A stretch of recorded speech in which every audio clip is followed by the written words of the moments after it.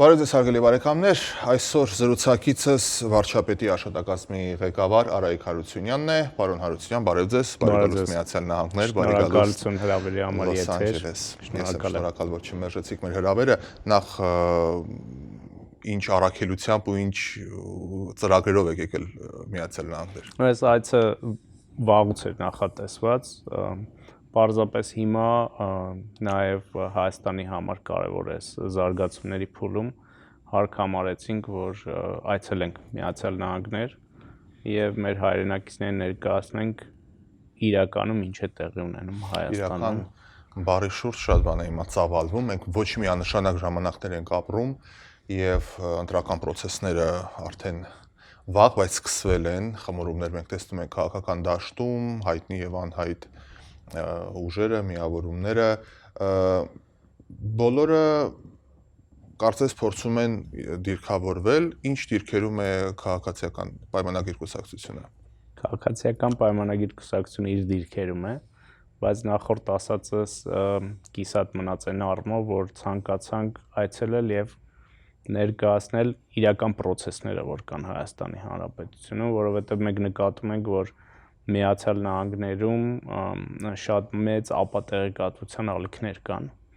եւ քանի որ համայնքը Միացյալ Նահանգների բավականին մեծ է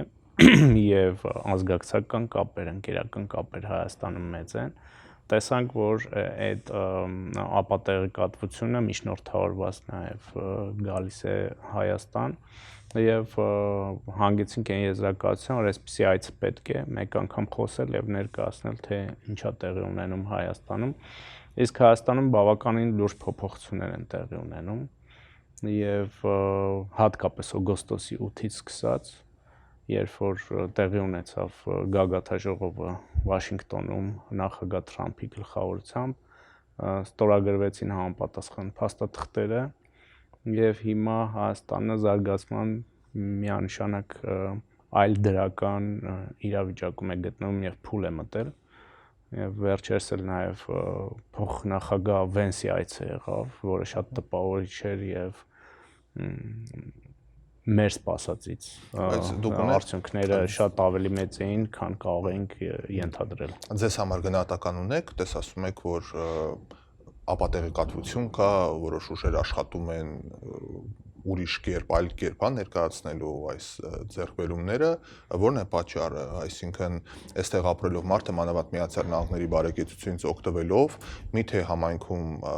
ապրելով հանդերձ չեն ողջունի այն քայլը, որ Հայաստան եւ Միացյալ Նահանգները այդպիսի ամուր գործընկերություն են։ Դա հենց ամբողջ նպատակը այդ process-ների շուրջ այն է, որ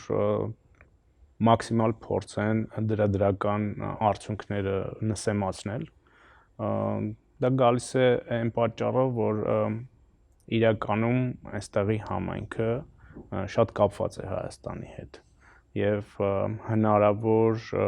ներդրումների, տուրիստական այցերի, հետեւաբար եւ Հայաստանի տնտեսության զարգացմանը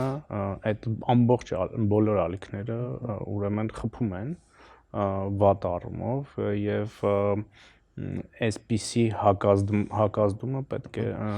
գալիս է օգնելու, որ այդպիսի ալիքներ չլինեն Հայաստանի նկատմամբ։ Ես պարոն Հարությունյան 15 տարի մոտ մեդիայում եմ աշխատում համայնքում, այսինքն զանգերով, կապերով, դուրսը մարդկանց հետ շփվելով շատ լավ գիտեմ ինչ ազդակներ են, ինչ, որովհետեւ հանրությունը շատ միջամտում է, միշտ կզանգեն, մեր համայնքը բավականին ակտիվ է այս իրավիճակներում, բայց վերջին շրջանում ես էլ եմ նկատել, որ բացասականի ուղղվածությունը կա, նորից եմ ասում, ըստ ձեզ, սա ինչ-որ ուժեր են, որոնք անում են, սա մեդիայի բացն է, սա ինչ-որ այլ գործառույթներ են, ըստ ձեզ, որտեղ է, որ կարողանա, որպես դուք ոչ թե գաք տաղավարում փորձեք պարզաբանել, այլ իմանաք որտեղից է խնդիրը եւ ինչպես կանխել նաեւ հետագայում այդ։ Խնդիրը մի քանի տեղից է։ Իրականում մեր կառավարությունը 8 տարիների ընթացքում հսկայական փոփոխություններ է իրականացրել Հայաստանի Հանրապետությունում եւ մեր գործողությունները միտված են եղել գործողության, այլ ոչ թե դրանք ներկայացնելու։ Միգուցե դա խնդիր է։ Այո, եւ հիմա օրինակ մենք ունենք ռազմավարական հաղորդակցության վարչություն ենք ստեղծել, որը զբաղվելու է մեր առանձդրականի ներկայացմամբ։ Երբ որ դու տարված ես գործով եւ անում ես դրական աշխատանք եւ դա չես ներկայացնում, բնականաբար հակառակորդներն ու մրցակիցները անում են հակառակը, որտեղ իրենց գործը դա է, եւ իրական հակակշիռներ պետք է ստեղծել դրան, բայց այս ամեն ինչի տակ նաեւ քաղաքական ենթատեքստեր կան, այստեղից որոշ քաղաքական շրջանակներ, որոնք փոխկապակցված են Հայաստանի հետ, մասնավորապես հայ հեղափոխական դաշնակցությունը, ամեն ինչ անում է, որպեսզի դրական միտումները, որոնք Հայաստանում կան, իսկ դրական միտումները հսկայական են։ Վերջին 2 տարիներին ըստ էության հաստատված է խաղաղություն եւ սահմանին չունենք զոհեր։ Տնտեսությունը երբեմն երկնիշ աճով է աճում։ Վերջին 8 տարիներին վստահ եմ մեր հանդիսատեսին անընդհատ թվերով կարող են խափած լինել, բայց վերջին 8 տարիներին միջին տնտեսական աճը 6-ից 7% է եղել։ Եվ այս ամեն ինչը այստեղ ցույց չեն տալիս հակառակը, որը ունի իր կոնկրետ նպատակներ։ Բայց ձեր նշած ձեր ընդդիմախոսները ասում են, թե դա ինչ գնով եղավ։ Եթե անգամ խաղաղությունը դա ինչ գնով է եղել, եթե անգամ տնտեսությունը զարգանում է, դա ինչ գին է վճարել հանրությունը, նկատի ունենալով զուտ ռազմական պարտությունը, որ կրեցինք, Լեռնային Ղարաբաղի հետ կապված խմորումները այս տարվա ընթացքում որ եղավ, եւ նրանք ինչ լինի պտտում են այդ ամեն ինչի շուրջ, դե դրա համար, որովհետեւ այդ գինը վճարեցին։ Պետք է իրենք դա անեն, որովհետեւ Ղարաբաղի շուրջ ստեղծված իրավիճակը 1 կամ 2 տարիների process չէր։ Դրանք տասնամյակների process-ներ էին, որտեղ գործող իշխանությունները եւ նրանց հետ աֆիլացված ուժերը, այդ թվում այստեղ գործող ուժերը, մի բան խոսել են, մեկ այլ բան ներկայացել հանրությանը, այդ իրավիճակը հասցրել են ըստ էության 16, 17, 18 թվականներին պայթյունավտանգ իրավիճակի, որը չէր կարող այդպես չհանգուցալուծվել, եւ դա եղել է համատարած կոռուպցիայի ֆոնին, իրենց կոռուպցիոն մեխանիզմները կոծկելու համար, ռազմահայրենասիրական ճառերով եւ ստերով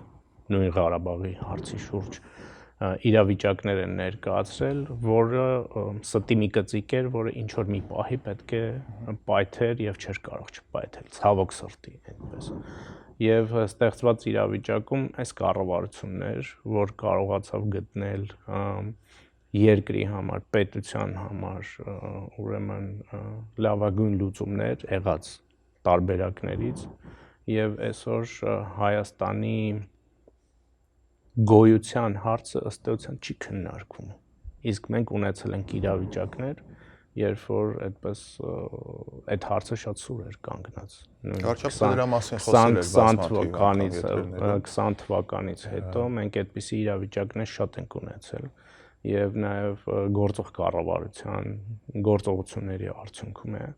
որ մենք ունեցանք ճեղքում եւ այդ ճեղքումը տեղի ունեցավ նախորդ տարի, դա տեղի ունեցավ նաեւ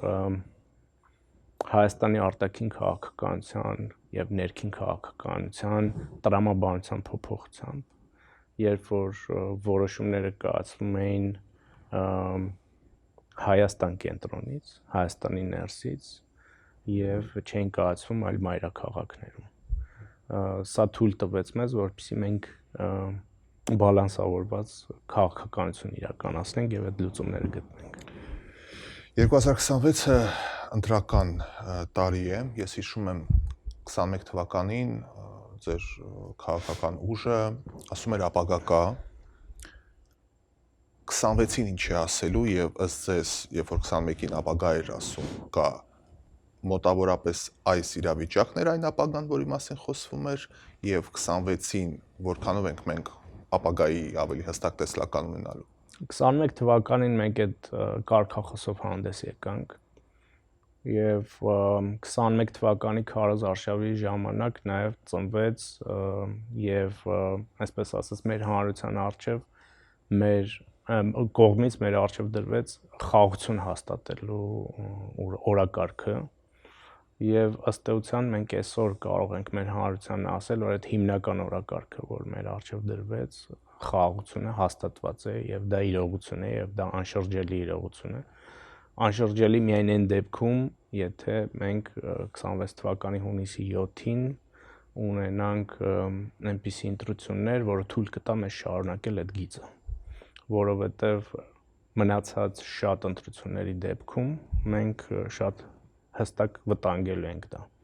Ինչ վերաբերում է ապագան կային, մենք ասում ենք, որ ապագան արդեն այսօր է, այն ապագան, որը մենք նախանշել ենք, այսօր հաստատված է եւ խաղաղությունը հաստատված է։ Այսօր մենք այդ իրողությունն ենք ներկայացնելու մեր հանրությանը եւ առաջիկա 5 տարիներին այդ խաղաղությունը ամրապնդելու մեր ծրագրերն ենք ներկայացնելու, որովհետեւ շատ կարեւոր է խաղաղությունը մի բան է հաստատելը, մեկ այլ բան է պահպանելը։ Եվ մենք բազմիցս ասել ենք, որ խաղաղությունը փայփայելու, ուրեմն իր զարգացնելու անհրաժեշտություն ունի, որովհետև թե Հայաստանը եւ թե Ադրբեջանը երբեք չեն ապրել խաղաղության պայմաններում, որքան որ դժվար է Հայաստանին եւ Հայաստանի հանրությանն ապրել խաղաղության պայմաններում, որովհետև մենք չգիտենք դա ինչ է։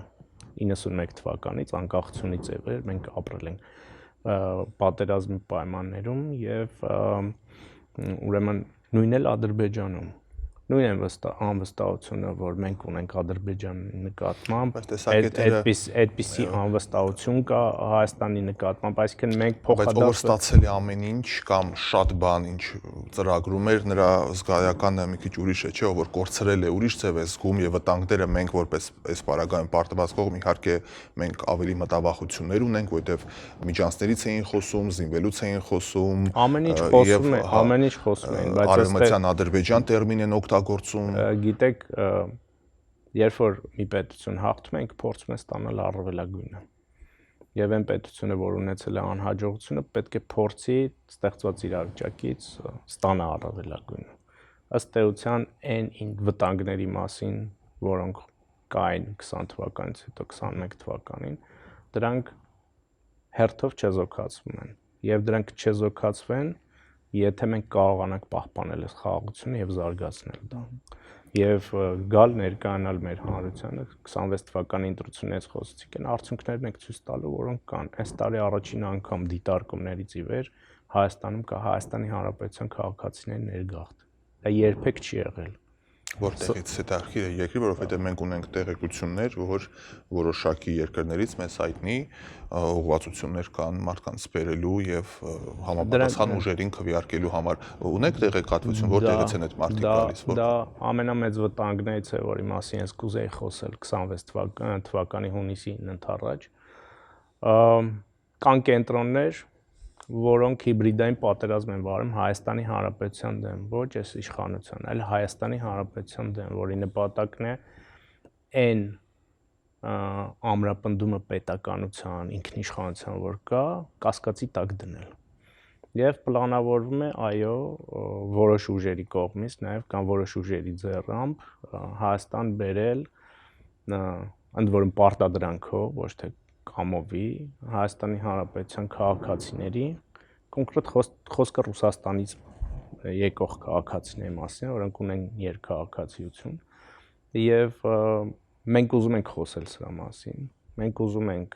այս վտանգները ներկայացնել մեր հանրությանը եւ նաեւ այն մարդկանց, ովքեր ապրում են Հայաստանի սահմաններից դուրս, որպեսզի նրանք իրականում հասկանան վտանգները, որոնք կարող են ուրեմն չոքել Հայաստանի Հանրապետության շեմին։ Իմացան, ինչ անի շարքային քաղաքացին կասի իշխանությունը դուք եք, եթե մանավանդ շատ ձեր ասած կամքին հակառակ է, եթե որոշ մարդկանց, ապա որոշակի այդտեղ միջամտություն է պետք որոշ ուժերի կողմից։ Այո։ Ըստ ձեզ ինչ քայլեր եք դուք ձեռնարկում եւ կանխելու։ Իհարկե քայլերը մշակվում են, բայց քաղաքացին էլ եւ յուրաքանչյուրս մեր չափով մեր պատասխանատվություն ունենք գիտակցելու այդ վտանգները եւ առաջիկա ընտրություններին ճիշտ ընտրություն կատարելու, չընտրելու այն ուժին կամ ուժերին, որոնք նպաստում են Հայաստանի պետականության եւ ինքնիշխանության թուլացմանը եւ հետեւաբար մենք էլ մեր ծրագիրը ներկայացնում ենք եւ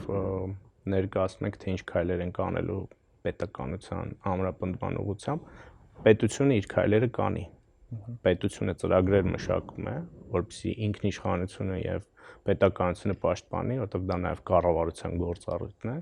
բայց նաեւ յուրաքանչյուրս պետք է հասկանանք, որ այսպիսի վտանգներ կան Հայաստանի Հանրապետության վրա կախված եւ միասին պետք է չեզոքացնենք այնպես, ինչպես դա տեղի ունեցել 21 թվականի ընտրությունները, որովհետեւ այն ժամանակ էլ այդ հիբրիդային վտանգներ պակաս չէին, բավականին շատ էին, բայց հնարավոր եղավ դրանք չեզոքացնել։ Ես գործի բերումը բնականաբար բոլոր ուժերի հայտարարություններին հետևում եմ, գրեթե բոլորը վստահ են իրենց հաղթանակում, ասեմ ավելին, ոմանք ջախջախիչ հաղթանակների մասն են խոսում։ Քիչ առաջ հիշատակեցիք, որ եթե մեր ժողովուրդը այնքան ձայն տա, որ մենք կարողանանք շարունակել այն գիծը, որով ընթանում ենք, ապա կշարունակենք։ Որքանով եք դուք գնահատում իրապես, եթե համեմատենք 21 թվականի հետ, հասկանում ենք 21 թվականին ինչ պատմական իրավիճակում էինք եւ հիմա մանավանդ քիչ առաջ ձեր հիշատակած Սպիտակ տան ստորագրումը եւ մնացած, ասենք Վենսի այցը Հայաստան եւ այլն, ո՞նց է գնահատում ձեր ուժերը եւ ըստ այս անգամ ինչպիսի խորհրդարան ենք մենք ունենալու։ Մենք գնալու ենք ընտրությունների հաղթանակի նպատակով Դա պարզ է, եւ բոլոր հնարավորությունները տեսնենք դա անելու, որովհետեւ սա մի ուժ է, որ խաղաղություն է փաստացի բերել Հայաստանի Հանրապետությանը եւ մեր հանրությունը քվեարկում է եւ կողմ է խաղաղության ամրապնդմանը եւ մենք տեսնում ենք, որ բոլոր հնարավորությունները կա դա իրականացնելու մեր հանրության հետ միասին։ Մի բան ակնհայտ է, որ մենք վստահ ենք, որ մեր հանրությունը այն աստիճան է հասունացել, որ մեծամասամբ մերժելու է բոլոր նման ուժերին, որոնք ասես տարբեր աշխարհաքաղաքական կենտրոնների ազդեցության տակ են, որոնք սպասարկում են օլիգարխիկ համակարգերը եւ ուրեմն մենք տեսնելու ենք խորհրդարանում այդ ուժերի փոքրամասնությունը եւ խաղաղության հաղթանակը։ Ապրենք տեսնենք, ոնց կդասավորվի, բայց ես եթերներից հաճախ եմ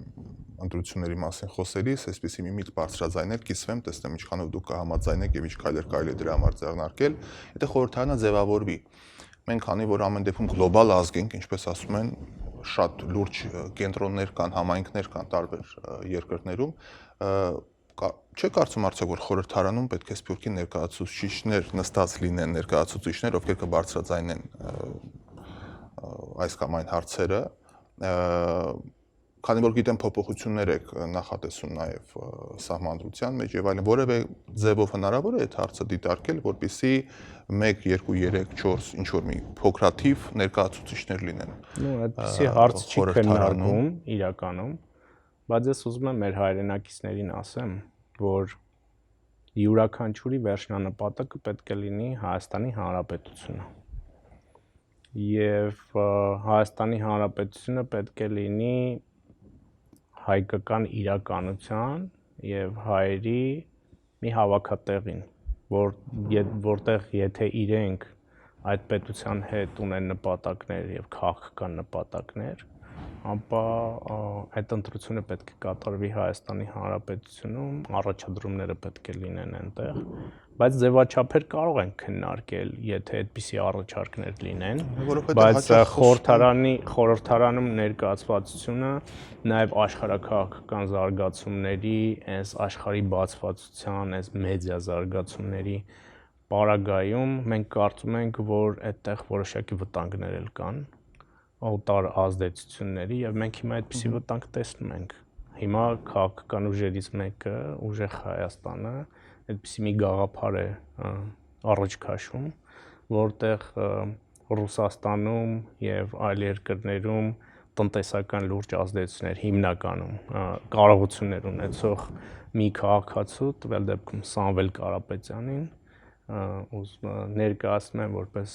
վարչապետի տեխնացու, ընդհուպ մինչև ասում են, որ սահմանադրական փոփոխություններ են տեղի ունենալու, իհարկե սա աբսուրդ է, որովհետև Հայաստանի սահմանադրությունը այդպիսի ուրեմն կարգավորումներ չի ենթադրում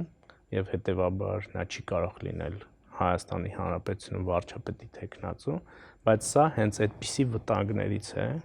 որը մենք ասում ենք կապված երկհաղաքացիության փոփոխության։ Ես ասում եմ, դուք խոսում եք երկրի պոտենցիալ ղեկավարի հավակնություն ունեցող մարդու հետ, ես ասում եմ խորհրդարանում ներկայացված լինող մարդիկ, ովքեր լսելի կդարձնեն Սփյուռքի խնդիրները, որովհետև ամեն այսպիսի զրույցներ, որ ունենում ենք տաղավարներում, Հայաստան-Սփյուռք կապի ամրապնդման մասն են խոսում, բայց ըստ էության ես էլ որպես դրսում ապրող մարդ եւ հիմա Հայաստանում ապրող մարդ, ես այդ կապը առանձնապես այսպես չեմ նկատում։ Ինչ ասել է Հայաստան-Սփյուռք կապ, մենակ զրույցներով կամ ինչ-որ բիզնես ծրագրերով է դա լինում, թե այսինքն եթե ես չեմ պատկերացնում Հայաստանի Հանրապետության իշխանությունները բազմիցս հայտարարել են, որ Հայաստանը ստեղծում է հնարավորություն բոլոր հայերի համար հաստատվելու Հայաստանում, այսօր կարող եք ցանկացած բիզնեսի հետ խոսել։ Եղել են առիթներ խոսելու բիզնեսի հետ։ Որևէ խնդիր կամ ըստ էության խնդիր Հայաստանի Հանրապետությունում բիզնեսը չունի։ Համեցեք, ստեղծեք, ստեղծագործեք, արարեք, որևէ մեկը չի նեղացնի։ Այն բարեկեցությունը, որ մեր հայրենակիցները Հայաստանի Հանրապետության սահմաններից դուրս ցանկանում են ստեղծել, կարող են ստեղծել Հայաստանի Հանրապետությունում։ Եվ պատահական չի,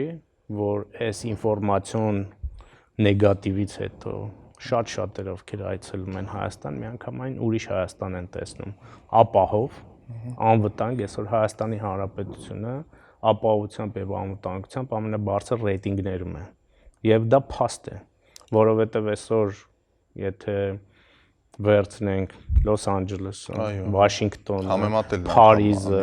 Հռոմը, անիմաստ է համեմատելը, որովհետեւ այսօր գիշերվա 2-ին ցանկացած մարդ, երեխա, կին Հայաստանի Հանրապետության ցանկացած քաղաքում անվտանգության մեջ է, սա ցուցիչ է։ Սա ցուցիչ է նաև բարեկեցության ապահովման, ավելացման, որովհետև եթե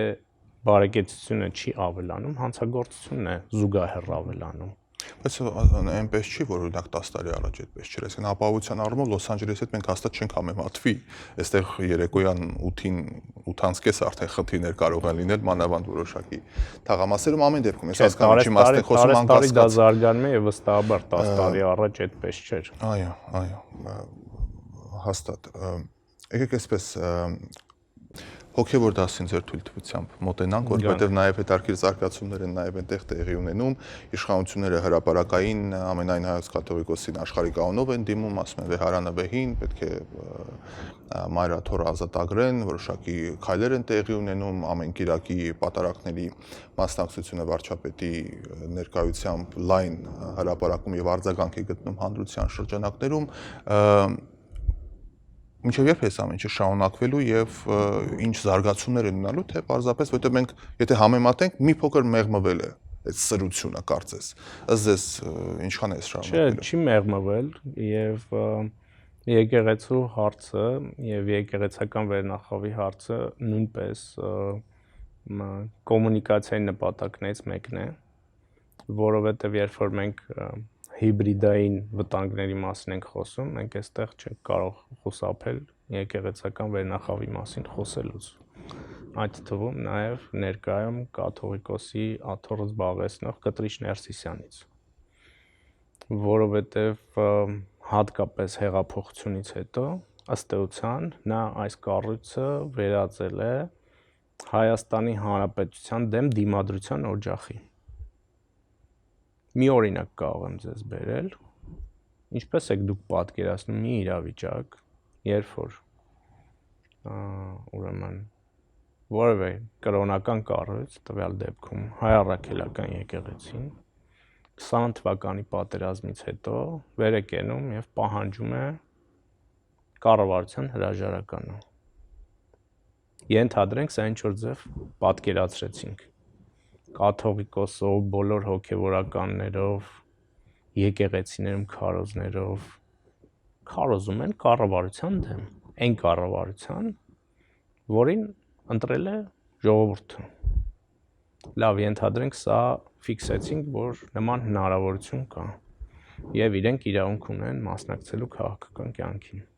21 թվականի հունիսի 20-ին տեղի ունեն խորհրդարանական ընտրություններ եւ ժողովուրդը ասում է Սա մեր կառավարությունն է, քաղաքացիական պայմանագիրը պետք է ստանա մեծամասնություն, ես տալիս եմ այդ քվեն, որպեսզի կառավարություն ձևավորի, եւ կտրիչ Ներսիսյանը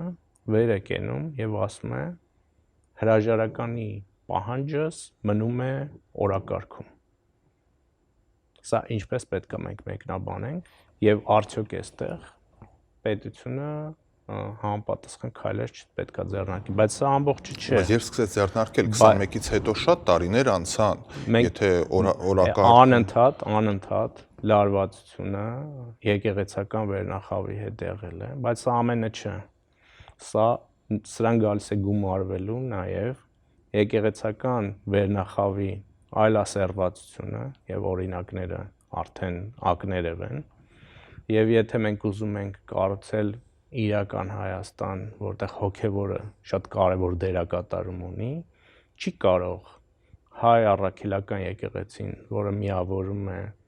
մեր ժողովրդի մեծ մասին, ղեկավարվի այսպիսի բարքերի,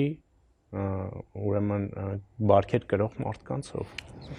Եվ դուք նոր իմացաք կամ այն ինչ որ կատարում էր, ինչու հենց այս շրջանում, այլ ոչ թե այն ժամանակ, երբ որ նրանք սկսեցին խոսել ձեր դեմ կամ վարչապետի դեմ, տեսեք, ասում եք վերահաստատեց իր դիրքորոշումը 21 թվականին, բայց այս մի քանի ամիս է, որ այսքան սուր դրվեց հարցը։ Պարոն Նացականյան, կան պատմական զարգացման փուլեր, խնդիրների զարգացման փուլեր, եւ դրանք այդ լարվածությունը իշխանության հետ անընդհատ եղել է, սրացումները եղել են։ Մենք անընդհատ փորձել ենք այդ հարցերը հեռացնել եկեղեցուց եւ փորձել այնպես անել, որ եկեղեցին մաքսիմալ անվնաս մնա, որովհետեւ էլի փուլեր են եղել, ճիշտ եք ասում։ Կտրիչ Ներսիսյանի ուրեմն հովանավորությամբ եւ օրհնությամբ սրբազան շարժումը սկսեց, որը հերթական խեղկատակություն էր մեր քաղաքական կյանքում եւ դա ուղիղ կաթողիկոսի աթոռը ուրեմն զբաղեցրած անձի հովանավորությամբ էր տեղի ունենում։ Այսինքն անընդհատ եղել են այսպիսի պրոցեսներ Հայաստանի պետականությունը թուլացնելու, կառավարության աշխատանքներին միջամտելու։ Մենք անընդհատ փորձել ենք այլ միջոցներով դա հանդարտեցնել, իրենց այլ դաշտ տանել, հեռու պահել քաղաքականությունից, բայց ի վերջո գալիս է մի պահ, երբ որ դա պետք է հանգուցալուծում ունենա։ Այսինքն այլ ձևաչափ այլևս չկար եւ սկսվեց այս որդեգրած ձևաչափը։ Այո, բարենորոգման process-ը, որը ոնց է արտահայտվում։ Կիրակի օրերը պատարագին մասնակցելով գնալով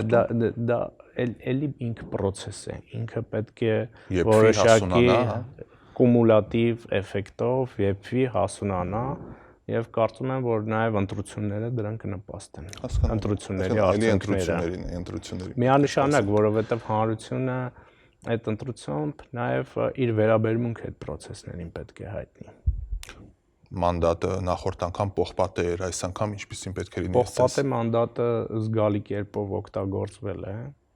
եւ պողպատե մանդատը եթե չկիրառվեր, ապա մենք չենք ունենա խաղաղություն։ Դուք հիշում եք, որ անմիջապես ընտրություններից հետո 22 թվականին, 23 թվականին, 24 թվականին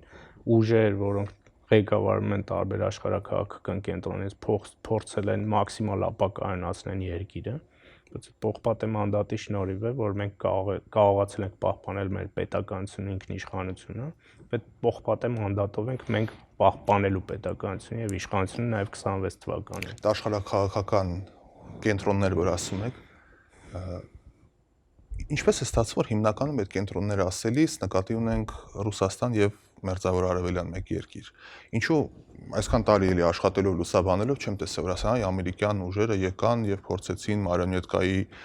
գործիչներ բերել, կուսակցություն բացել, էս ինչու է պայմանավորված, որ հիմնականում ոնց պատտվում ենք պրոռուսական ուժերի մասն ենք խոսում եւ այնտեղի մեդիա դաշտում եւս այդ հիբրիդային պատերազմը բավականին ակտիվ գործում է, ընդհանուր մինչեւ այն կետը ասանք, որ որոշ հաղորդումներ արգելեցին, այսինքն ինչու են այնտեղից։ Որոշակի շրջանակներ կան նաեւ Ռուսաստանում եւ հիմնականում այո այնտեղից է այդ վտանգները գալիս, որոնք փորձում են իրենց ներազդեցությունը ունենալ Հայաստանի Հանրապետությունում։ որովհետև այս երկրում ավանդաբար Հայաստանի Հանրապետությունը ընկալվել է որպես ֆորպոստ։ Եվ իրենց դրածոները նախկին ղեկավարությունը իրանց կարելի է այս բառը օգտագործել թե չէ, ֆորպոստչիները։ Եվ հիմա ըստ էության մենք Ռուսաստանին առաջարկել ենք այլ որակի եւ բնույթի հարաբերություններ, գործընկերային հարաբերություններ, որոնք որոշ շրջանակներ չեն ընկալում եւ չեն հասկանում։ Եվ փորձում են այդ Հայաստանի ներսում որոշ քաղաքական ուժերի միջոցով ներազդեցություն ունենալ։ Եվ ինձ համար անկեղծ ասած շատ զարմանալի է, որ այդ շրջանակները ռուսաստանյան եւ Ռուսաստանի հսկողության տակ գտնվող քաղաքական ուժերը որոշակի ազդեցություն ունեն եւ որոշակի աջակցություն գտնում են նաեւ արևմտյան երկրներում, այդ թվում նաեւ Միացյալ Նահանգներում։ Ասենք ինձ համար մեկ շատ զարմանալի է, որ այս արժե համակարգ ունեցող երկրում իր ազատություններով, իր հնարավորություններով երկրում ապրող մեր որոշ հայրենակիցներ կարող են այնպիսի ուժերին աջակցություն հայտնել, որոնք ամենևին չեն դավանում այդպիսի արժեքներ։ Մեր լեզվի շատ գեղեցիկ բառ է գալիս օգնության, մենք Սփյուռքին հաճախ կոչում ենք գաղութ, եւ կարծում եմ այդ գաղութային մտածելակերպը եւս իր բացասական ազդեցությունը բերում է։ Սա շատ զարմանալի է, ֆենոմենալ, որովհետեւ իսկ ինչու այդ մարդիկ, որոնք այստեղ են ապրում եւ աջակցում են այդ ավտորիտար արժեքները կրող ուժերին, չեն գնում ապրելու այնպիսի երկրներ, որոնց հիմքում այդ ավտորիտար արժե համակարգն է։ Կարող էին այդ կյանքի որակով ապրել այդ երկրներում։ Այս հարցը այդ մարդկանց պետք է տալ։ Ոնց կարելի է գալ այս արժե համակարգով երկրում եւ քարոզել այնպիսի ուժերի, որոնք հակառակ արժե համակարգն ունեն։ Դուք ասացիք, որ մենք նոր գործընկերային հարաբերություններ ենք առաջարկել Ռուսաստանին եւ որոշ օղակներ դա այդքան էլ լավ չեն հասկանում։ Ամենավերևում ռուսական օղակի դա հասկանում են։ Ընկալում են ձեր առաջարկած ձևաչափը, որ մենք Հայաստանի հետ նոր հարաբերություններ ենք սկսում, որովհետև օրինակ ուղիղ խոսենք, օրինակ Լավրովի մակարդակով վերջին մարտի չի Ռուսաստանում այնպիսի հայտարարություններ են հնչում, որ տպավորություն է ստեղծում, որ ոչ միայն չեն հասկացել, չեն ընդունել ձեր առաջարկը, այլև չեն էլ պատրաստվում ընդունել այդ առաջարկը։ Ես կարծում եմ, որ Ռուսաստանի իշխանությունն էլ է շատ բազմաշերտ եւ վերջերս վարչապետը առիթ ունեցավ խոսելու այս հարցի վերաբերյալ եւ խոսել իր գործընկերների մասին, Ռուսաստանի նախագահի եւ Ռուսաստանի վարչապետի եւ վարչապետը շատ ուղիղ եւ առանց որևէ ֆիլտրերի այս ամենը ներկայացնում է իր գործընկերներին եւ կարծում ենք, որ այո, նրանց մոտ այն ինչ որ վարչապետը ներկայացնում է, ընկալում ստանում է։ Բարի։ Մի քանի հարց եւս ժամանակը սպառվում է եթերային, բայց օրերս քննչական կոմիտեն հայտարարեց, որ Հայաստանի Հանրապետության ոչ շատ հայտնի եւ ոչ շատ հարուստ նախկին մարզպետներից մեկը այդքան էլ պաշտոնավարման ժամանակ բավական մեծ միջոցներ է կուտակել, ոնց հասկացանք մի քանի տասնյակ միլիոն դոլարի մասին է խոսքը եւ մի քանի տասնյակ բնակարանի, որ պետությունը պահանջում է։ Ըստ ձեզ, ինչպես է ստացվում, որ աղքատ մարզում կարողանում են մուլտիմիլիոներ մարզպետներ դառնալ եւ ինչպես ստացվեց, որ այսքան տարի հետո դա բացահայտվեց եւ պահանջ ներկայացվեց այն ժամանակ, երբ նա այլ Հայաստանի Հանրապետությունում չէ։ Այսինքն մենք դիտարկում ենք որոշակի քայլեր, երբ մարդը Հայաստանում չէ, նոր են հայտարարում, հրապարակում, ըստ ձեզ սա նախ ինչպես կարող են դառնալ մուլտիմիլիոնատը։ Շատ պարզ, երբ որ սկզբում սկսեցինք խոսել այս խնդրից, ես ասացի, որ իրանք ստեղծել են մի իրավիճակ արտաքին քաղաքական վտանգի տեսքով, որի շուրջ ստեղծել են միֆեր եւ այդ միֆերով սնում էին պետությանը եւ դրան զուգահեռ ստեղծել են կոռուպցիոն համակարգ, որով քողարկում էին այդ միֆերով քողարկում էին այդ կոռուպցիոն համակարգը, այդպես էին դարձել։ Եվ ինչու հիմա այս process-ների շուրջ կա քննարկում Հայաստանի Հանրապետությունում, ինչի է դանդաղում, եւ մենք բազմիցս ասել ենք, որ այո 18 թվականին մենք կարող ենք գալ տոտալ ամբողջը խլել այդ մարդկանցից, հայտնի անուններից, բայց դա կլիներ շատ վատ նախադեպ Հայաստանի Հանրապետության կյանքում, որովհետև այդ ամեն ինչ պետք է տեղի ունենար ինստիտուցիոնալ ձևով, այո, որոշակի հապաղումներ կա, այստեղ պետք է ընդունել, որ շատ մեղմ է, պարոն Չէ, եթե մենք վերցնենք եւ ուսումնասիրենք շատ երկրների փորձ, այդ ինստիտուտները տարիներով են կայանում եւ փորձագետները ասում են, որ այդ ինստիտուտը մեր մոտ բավականին լավ է կայանում ժամանակի առումով։ Մի մոռացեք, որ մենք ունեցել ենք COVID, ունեցել ենք պատերազմ, հետպատերազմյան շրջան եւ այլն, եւ ավելի կարեւոր հարցերով ենք զբաղված եղել,